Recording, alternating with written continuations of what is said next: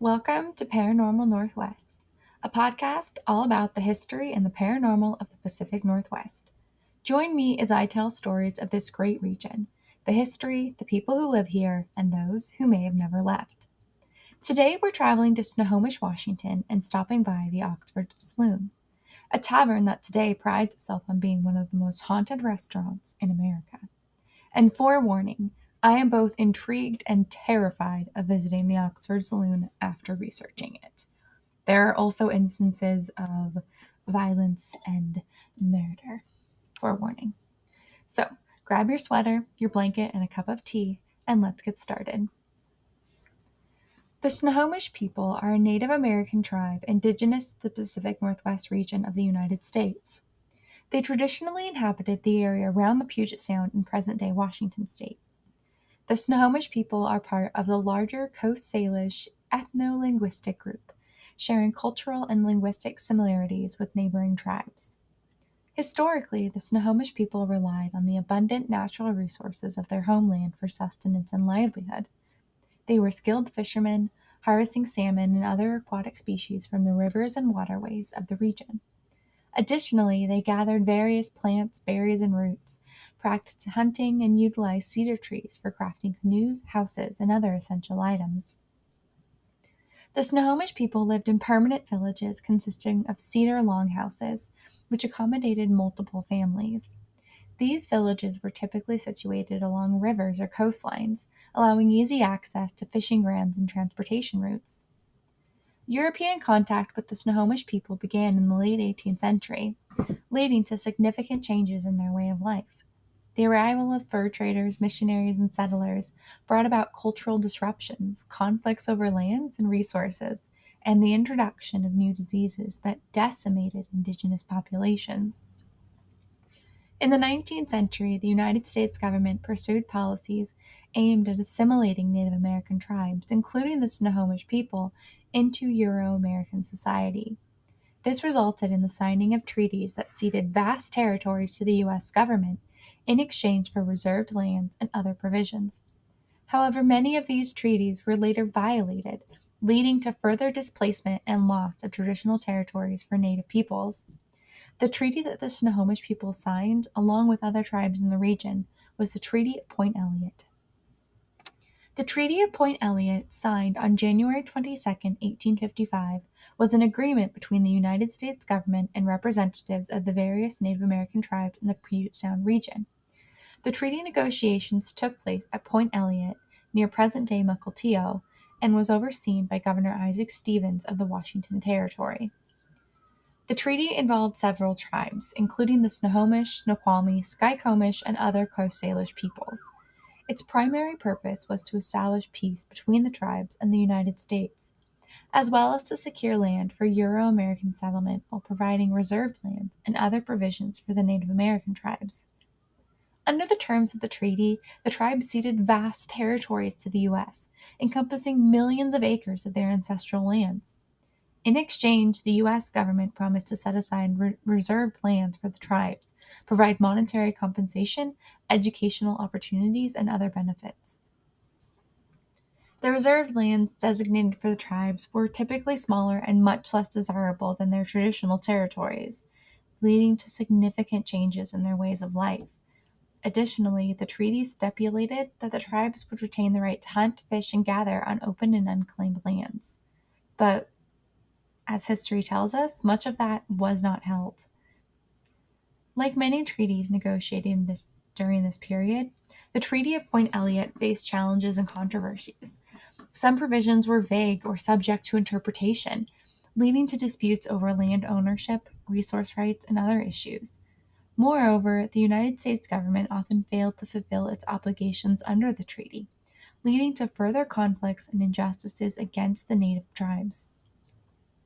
Despite its forthcomings, the Treaty of Point Elliott remains a significant historical document that reflects the complex interactions between Native American tribes and the United States government in the Washington Territory during the mid-19th century. It continues to influence legal and political discussions surrounding tribal sovereignty, land rights, and treaty obligations in the Pacific Northwest and beyond. Despite the challenges they faced, the Snohomish people have preserved and maintained their cultural identity. Today, they are recognized as a federally recognized tribe known as the Snohomish Tribe of Indians and continue to engage in cultural revitalization efforts, traditional practices, and advocacy for tribal sovereignty and rights. Now, let's talk about Snohomish, the city as it is today. Snohomish is a charming city nestled in the picturesque Snohomish River Valley of Washington state, boasting a rich history and vibrant community spirit. Established in 1858 and officially incorporated in 1890, Snohomish holds the distinction of being one of the oldest cities in the state. In the 1850s, American settlers arrived, establishing the settlement of Katyville, later renamed Snohomish City in 1871. Despite plans for a military road, which never materialized, Snohomish became a center of commerce and was designated the county seat in 1861. The city flourished in the late 19th century with the establishment of its first school, incorporation as a village in 1888, and subsequent transition to a city in 1890. By 1898, Snohomish boasted a population of 2,000, thriving businesses, and a burgeoning community. The early 20th century brought significant developments, including the arrival of the first motor car in 1901 and the paving of First Street with brick in 1903. The opening of the Carnegie Library in 1910 marked a milestone in the city's cultural development, but a devastating fire in 1911 destroyed much of First Street. Despite setbacks, Snohomish continued to grow, with its population reaching over 3,000 by 1920. The city was connected to Everett by an interurban railway until 1921, when a flood damaged the trestle. During the Great Depression, Snohomish's agrarian economy helped buffer the impact of the economic downturn. The town gained national recognition as the hometown of baseball legend Earl Averill in the 1930s. In the 1960s, Snohomish faced economic challenges with the decline of the Boeing Company. A redevelopment plan proposed in 1965 was never implemented, preserving the historic character of the downtown area. The 1970s saw the adoption of measures to protect the city's historic buildings, culminating in the designation of the Historic Business District on the National Register of Historic Places in 1974. The 1980s brought renewed vitality to Snohomish, highlighted by the completion of the U.S. Route 2 bypass, diverting traffic away from the city.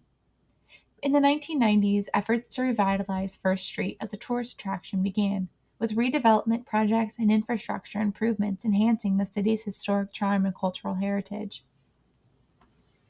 Today, the quaint city, with its historic downtown district, exudes small-town charm while offering modern amenities and conveniences. Its well-preserved Victorian-era architecture, including elegant homes and buildings, provides a glimpse into the city's past as a bustling hub of commerce and industry during the late 19th and early 20th centuries. Snohomish's downtown area is a focal point of community life, featuring a diverse array of shops, boutiques, restaurants, and art galleries. Visitors and residents alike can stroll along the picturesque streets, explore local businesses, and immerse themselves in the city's vibrant arts and culture scene. The city's natural beauty is another defining feature, with the Snohomish River winding its way through the valley, offering opportunities for outdoor recreation such as kayaking, fishing, and scenic walks along the riverbanks.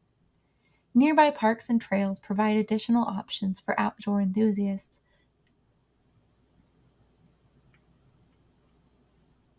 To enjoy the stunning landscapes and abundant wildlife of the region. In addition to its scenic beauty and historic charm, Snohomish is known for its strong sense of community and civic engagement. Residents take pride in their city and actively participate in local events, festivals, and community initiatives throughout the year. Overall, Snohomish embodies the perfect blend of small-town allure, historic character, and natural beauty, making it a beloved destination for visitors and a cherished home for its residents. Whether exploring its historic downtown, enjoying outdoor adventures, or simply soaking in the welcoming atmosphere, Snohomish offers something special for everyone to discover and enjoy.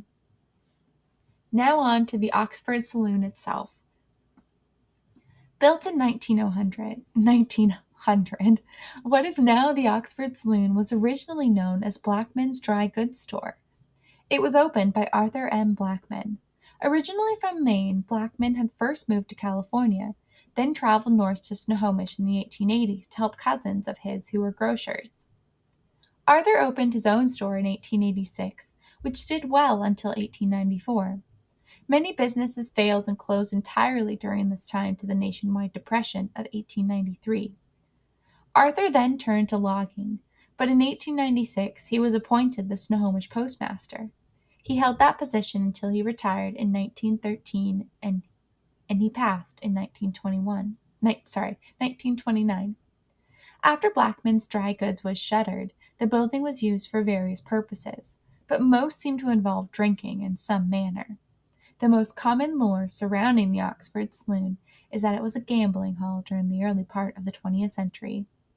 At that time, each floor of the building was used for a different purpose. The basement was a card room, the ground floor was the dry goods store, and the top floor was a bordello/brothel. It was during this time that some of the most notorious stories and legends of the Oxford Saloon originated. A prominent local businesswoman named Kathleen ran the brothel on the top floor. As such, the building was often host to nefarious activity that may have started in the basement card room and traveled to the top floor. Unfortunately, Kathleen met her untimely demise there on the top floor. While there are conflicting reports to how exactly she died, her body was found in a white clawfoot bathtub on the top floor. The bathtub is still in the exact same spot today. Rumors spread that she may have been killed by a disgruntled lover, or perhaps even that she had taken her own life. Kathleen is rumored to still linger in the building, both upstairs and in the dining room. She was reportedly been seen wearing a purple dress with bows, her image reminiscent of a classic Gibson girl. If you Google the Oxford Saloon, an image that is reported to be of Kathleen is one of the first things that appears. And no, it is not from the turn of the 20th century. It is a more modern image with television screens and all. In the image, a woman is clearly seen, solid, standing underneath a light. She appears to be walking through the building. The only signs that she is not of this time is her dress and hairstyle. This image gives me chills. I tend to take paranormal evidence with a grain of sand, and may even be skeptical about many things. But this image and the multitude of accounts people have had interacting with who they assume to be Kathleen are striking evidence of paranormal activity. Even if you don't see the actual Kathleen on your visit to the Oxford Saloon, you are sure to encounter her portrayal, as a mannequin dressed in a purple dress with bows is suspended from the ceiling in the dining room. Maybe that's why Kathleen has still been hanging around all these years. Another unfortunate death that occurred in the building under suspicious circumstances was that of a young woman named Amelia. Amelia worked for Kathleen, possibly even under duress. The legend goes that Amelia had become pregnant and was being forced to marry a local man named Edward. Amelia's body was discovered in a closet, and many assumed she had killed herself. Her body was then placed in the closet jumping ahead, and assumed she had killed herself, and she placed herself in the closet. However, many people at the time and in the many years since have suspected that Amelia was murdered, most likely on orders from Edward. In 2019, a group of paranormal investigators was conducting an investigation in the building. They audibly heard a woman yelling and screaming for help. The team thought it was coming from the female Oxford employee who was in the building but not part of the investigation. When they made it to where she was in the building, she was shocked to learn what they had heard, as she had not been yelling, nor had she heard anything. But she was able to pull up the video surveillance for the building, which includes sound. Upon review, the screaming that the team had heard with their own ears had also been picked up by the surveillance system. Perhaps the most prominent ghost that inhabits the Oxford Saloon is Henry. Henry was a police officer in the area as well as a local at the saloon. He even worked sometimes there as a bouncer, kicking out unruly guests and protecting the girls upstairs. One night, a fight broke out on the staircase between the main room and the basement card room.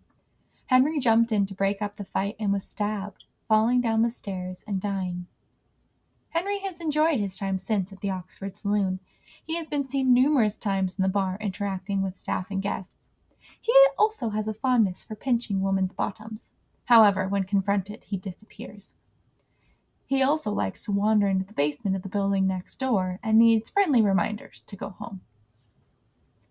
The final named specter that lingers in the Oxford Saloon is reportedly that of Nels Petersen, the former owner of the building during the 1920s and 30s. It was reportedly during his tenure that the deaths of Kathleen, Amelia, and Henry occurred. Nels was known to wear a bowler hat and constantly smoked a cigar. He has been seen and is often coined Boiler Hat Man. Staff and visitors alike have also reported smelling cigar smoke drifting through the building. There is one more presence that has been reported numerous times. This is either a woman or just a vague figure wearing all black, specifically a long black cloak. Those who have encountered this presence report feelings of unease or just plainly feeling that they are in danger. No one can figure out who this specter is. Today, you can take a tour of the Oxford Saloon and enjoy some of the best burgers in the area. They also take pride in their haunted heritage. After you visit and if you experience any paranormal activity, make sure you head to their website to fill out the form so they can post those stories. I am definitely adding a visit to the Oxford Saloon for lunch to my summer bucket list. Let me know if you do too. Until next time, bye!